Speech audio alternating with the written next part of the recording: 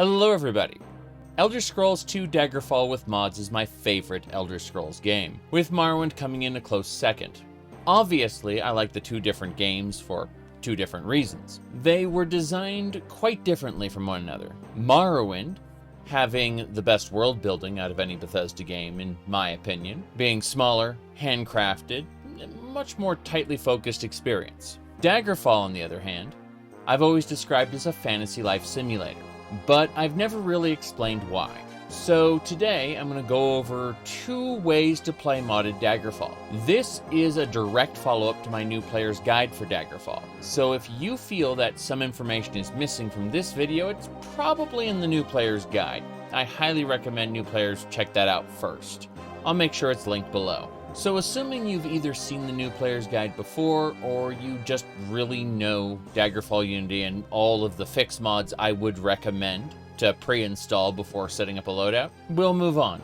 Before we expound on the 2 main ways to play the game modded, I'd like to discuss some mods that I would recommend to everyone, regardless of the style they would like to play. When you install Daggerfall Unity, you will end up with a folder called Daggerfall Unity Data. Under that, streaming assets, one word.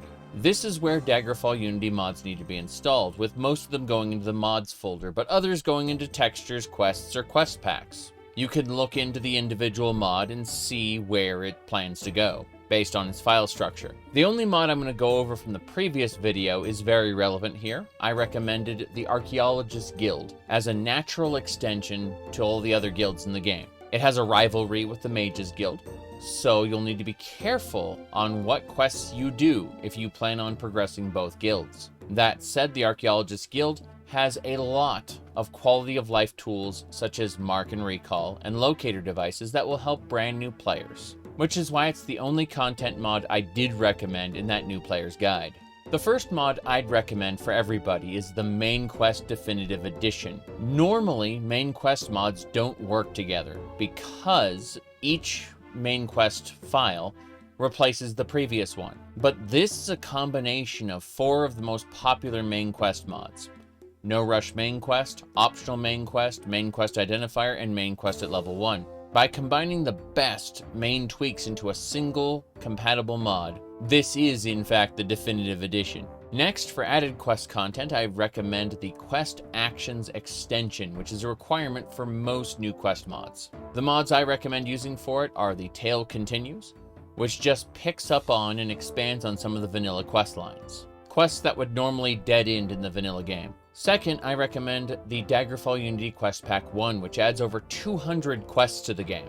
The third mod I'd recommend is the Temples and Templar Orders Quest Pack, which, as the name sounds, adds 15 generic quests and 16 temple-specific quests. So like a specific quest for the Temple of Kinnereth, or a specific quest for the Temple of Akatosh. Finally, random little quests will add a bunch of location-specific quests to spice up towns, little events that will pop up while you're walking around. No matter how you choose to play the game, these basic added quest mods will add a whole ton more depth and variety to your gameplay experience, and keep things fresh for a lot longer. Speaking of depth, a lot of mechanical depth you see in people's playthroughs actually come from 2 mods, Roleplay Realism and Roleplay and Realism Items module. Both are highly recommended in every playthrough, but under an important condition. After installing them and opening up the launcher for Daggerfall Unity, go into Mods, go into Roleplay Realism, its mod configuration menu, and uncheck the features you don't want. And make sure the features you leave on you understand. Go to the mod page and read up on them. A lot of misunderstandings contained within Daggerfall Unity reviews in recent years have come from mod packs or the now defunct GOG cut, containing the mod but not explaining the feature set. What I'm trying to say is Roleplay and Realism is great and highly recommended for every mod loadout, but you need to understand or disable the features that you don't understand before using it. From changing how many existing mechanics work to adding brand new mechanics, it's a big mod. The only other 2 mods I can think of to recommend are distant terrain and dynamic skies, if you have a decent computer. If it turns out you have a lower-end PC that isn't capable of running these well, you can disable them mid-playthrough, and it won't have any impact. They just make the world look a lot nicer. But this wraps up the mods that I would personally recommend to everybody, regardless of playstyle. But let's discuss the two prime playstyles. The first way to play Daggerfall is with the vanilla style, the way Daggerfall was designed. The wilderness is a curiosity, made to sell the size of the world being massive, and massive it is. The world of Daggerfall is about the size of Great Britain in the real world. While you can manually travel from point A to point B, there's little reason to do so, and it will take you many real-life hours to travel an acceptable distance on horseback. What you're supposed to do is open up the travel menu, and it will calculate how long it will take you to travel from point A to point B, and then teleport you there. Elder Scrolls 3 Morrowind ties this mechanic into the Silt Striders and the boats, and then for non-passing time, specifically the Mages Guild. Daggerfall also has non-time passing transport through the Mages Guild, but it requires a higher rank to access. In the Oblivion, Skyrim, Fallout 3, and Fallout 4 era, Bethesda would simply use fast travel as a primary mechanic. There's always been some debate as to whether or not fast travel creates an optimal experience in Elder Scrolls games like Fallout and Skyrim. But while Skyrim has randomly generated road encounters, which means that revisiting the same road can cause new events to play out, Oblivion's value for not using fast travel is entirely reliant on some nebulous feeling of personal immersion, a very subjective thing. A majority of gamers sit down to play a game after a full day of work or on their day off and don't really have time to waste trying to figure out things in the game for hours on end. They are overwhelmingly looking to accomplish something during their playtime that they've set aside for the game. That's the biggest argument in favor of time-saving mechanics like fast travel. In Daggerfall, that value proposition is skewed overwhelmingly toward using fast travel because there's not a whole lot between the in-game locations. Occasionally you will discover a wilderness or witch's coven out in the wilderness, and in the case of a witch's coven, that is great for your playthrough. But it's also very easy to miss. You could explore for dozens of hours and not find one. That's why the game was designed the way it was with travel in mind. Because the wilderness is really there just to show off the scale of the world. Your real play space are in the locations you travel to. Islands in a sea of nothing. Not to say you won't encounter enemies out there in the nowhere. You absolutely will. And there's a good chance that your weapon won't be able to hurt them at all due to material scaling. But as long as you have a horse to jump on, you can outrun them fairly easily. That is to say, Daggerfall was designed as a dungeon crawler first and foremost, with the open world simply supporting it via town sections. So, respecting that design, intending for the player to teleport around, how would you enhance the feeling of the world without compromising that intended experience, that core gameplay loop? Well, if you ever played the original Baldur's Gate, you'd see sequences where you'd travel between locations. Since Baldur's Gate doesn't have a seamless open world, but rather segmented zones you travel between, when transitioning between zones, occasionally you'd get dropped into a small encounter map, somewhere between your original zone and your destination. You have been waylaid by enemies and must defend yourself. This is exactly what I would recommend for people who are using the Daggerfall Unity engine but seeking a more vanilla experience. The Things Betwixt mod will simply add random wilderness encounters based on a number of settings that can be customized in the mod configuration menu. If you install the basic roads mod, it will prioritize roads as those encounter locations.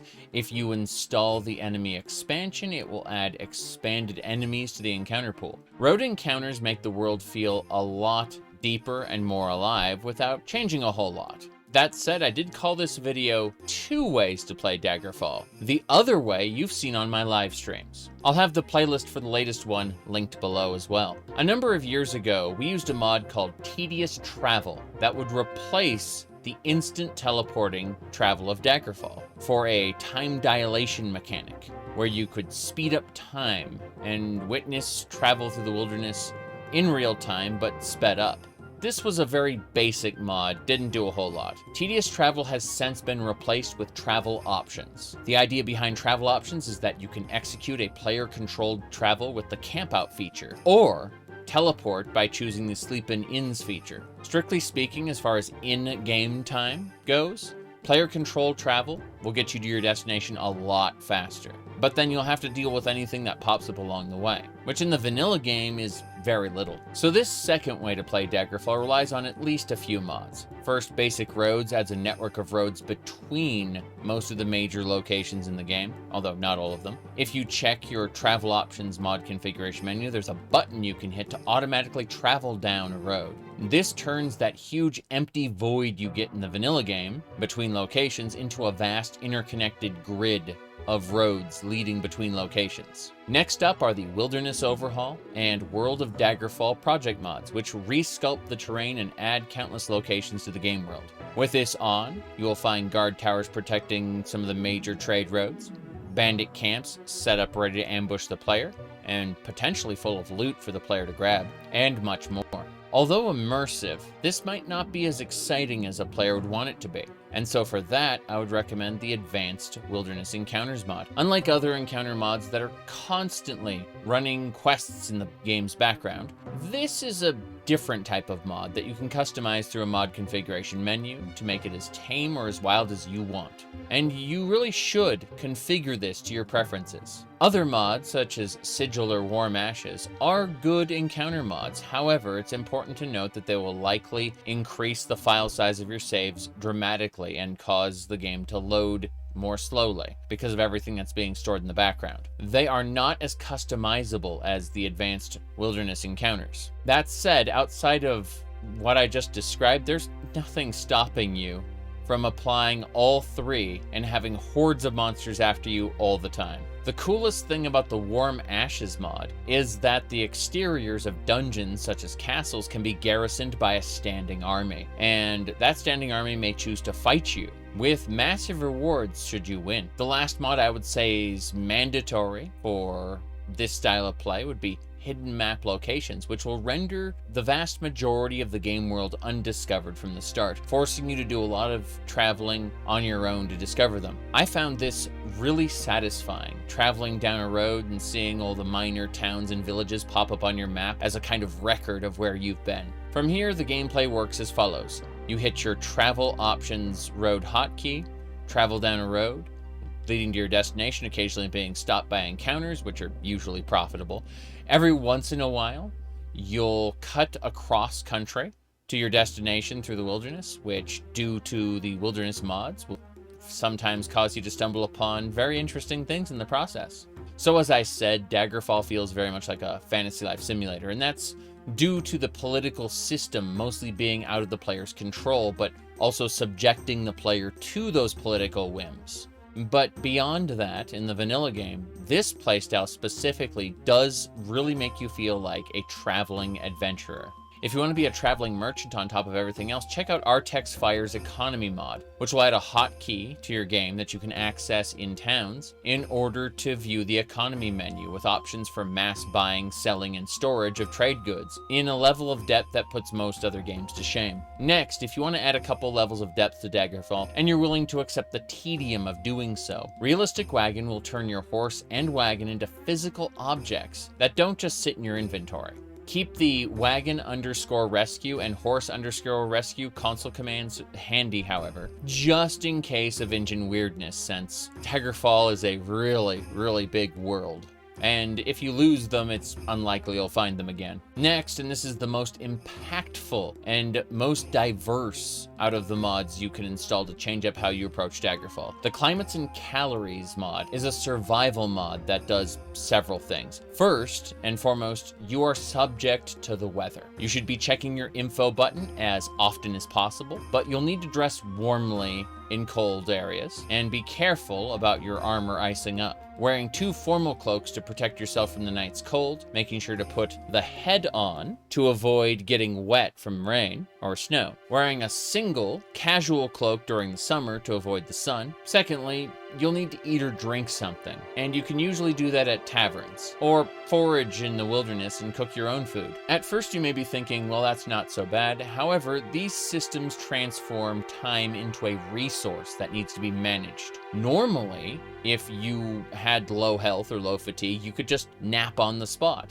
But now you need to think about how hungry or thirsty you'll be when you wake up and however many hours it'll take. More importantly, what's the temperature going to be like, the weather. But because of the temperature issues, you need to set up some form of camping kit or find a campfire to rest at. So most of the time, you are degrading that camping kit's durability. The weather degrades the durability of your cloak over time. And if you run out of rations to cook with, you have to cook rat meat or something, there's durability on both the camping kit used to make the fire and the skillet used for cooking. So in short, what used to be a quick nap to restore your health or fatigue, now you have to take all these things into consideration. In my opinion, that's great. Finally, speaking on time as a resource, I recommend both the repair tools and the skill books mods. These mods will allow you to exchange time and fatigue for either skill training or repair of objects, using consumable items you purchase from stores as an additional resource to accomplish all of it. Because time and fatigue are consumed, you can absolutely freeze or starve to death if you recklessly try to spend hours during bad conditions. In short, these mods give you a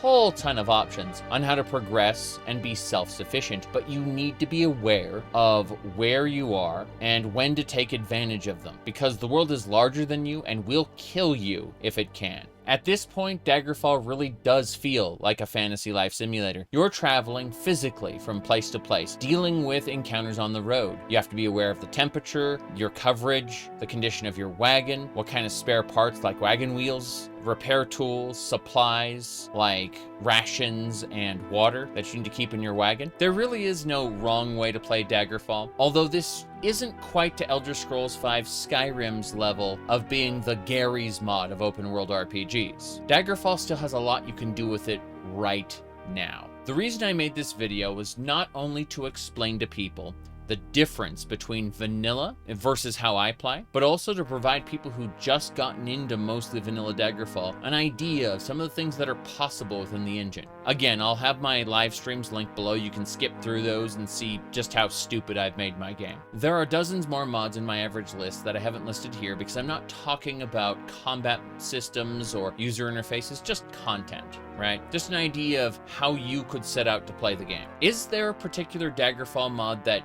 you've used that you will not go without for any reason? If so, what is it? I'm curious. And with that question asked, I'm off. You all have a good one now. I will see you all next time.